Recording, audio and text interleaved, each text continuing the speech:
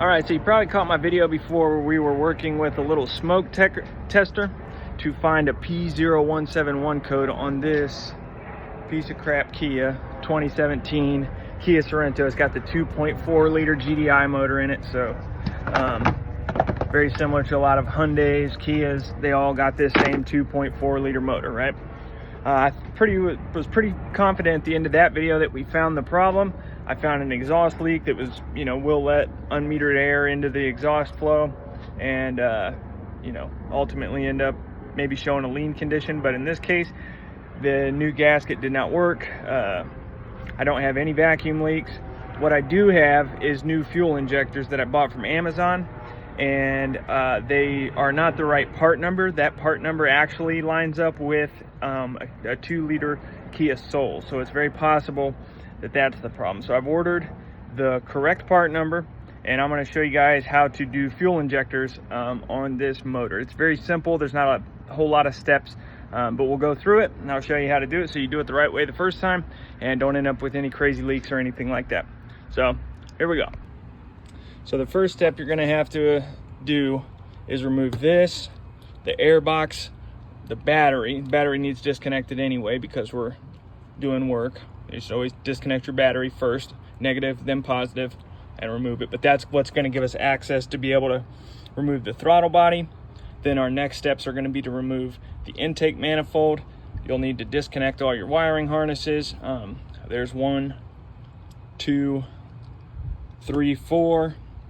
Then there's a big one here, 5, 6, and then there's 2 smaller ones underneath, which I'll try to show you as best I can. But yeah, a total of 8 connectors. And then we have to remove 1, 2, 3, 4, 5 bolts to get the intake manifold out.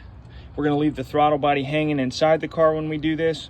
We're going to remove the throttle or the intake manifold. That'll give us access to the fuel rail, which you can kind of see. It's that shiny kind of pipe looking thing right there. That's the fuel rail.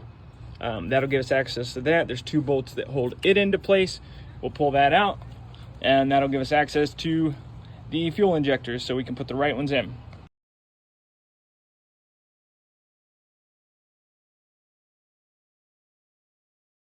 Okay, so now we basically have everything done topside. I'll show you real fast. You can see I've got batteries out, air box disconnected.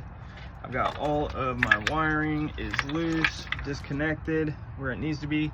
There's just 2 other bolts on the bottom side of the intake that are very easy to miss if you don't know that they're there.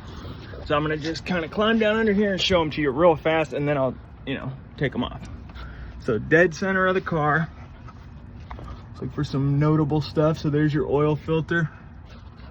And the bolts that I'm looking at are this one and this one. Hopefully you can see those 2 bolts right there. Get those connectors out of the way. And those are just a bracket. They're not anything critical. That's just a support bracket. Now with your intake manifold out, now you can see clearly we've got the fuel rail here. This is your fuel rail pressure sensor. If you ever need to service that, that's where that is. It just removes by turning this, just spins right out of there. And then here you got 1, 2, 3, 4 injectors, 1 per cylinder. That's how that goes in a GDI engine. So everything looks okay. I don't see any leaks or anything crazy like that. So the next step is going to be to remove the high pressure fuel line from here. You may need to actually up here on the fuel pump side, this is your high pressure fuel pump. You have one in the tank on a GDI engine that basically gets fuel from the tank to here, and this is what provides the finalized fuel pressure. This is the high pressure fuel pump. So you may need to remove this to make this one easier to get to. Basically it just kind of loops up and around. It follows a path like this and up to there. So I'm gonna go ahead and do those items and we'll meet you after that. Sorry about that, I got a little bit carried away there. So here's the rail, it's out. This is what your injectors sit in these little wells here. I got a little ahead of myself. I saw something weird when that came off, so apologize for not showing you that. But basically, it's very simple. Each one has a connector like this, right? Very simple how they go. You just disconnect each one, and then they pull out of the rail. I'm going to clean everything up and get ready to reinstall, and I'll show you that. So there's what the rail looks like with the new injectors installed. No big deal. You'll have to transfer this little hook thing over from your old ones, right? And you'll want to get a new set of this type of seal. See, mine are kind of blown out. Someone put new ones in. But that's it. So from here on in, it's basic reverse what you just did. Reverse all the steps. We see we got our rails back in there. The order I tightened these in was this, as first 1, 2, 3, and 4.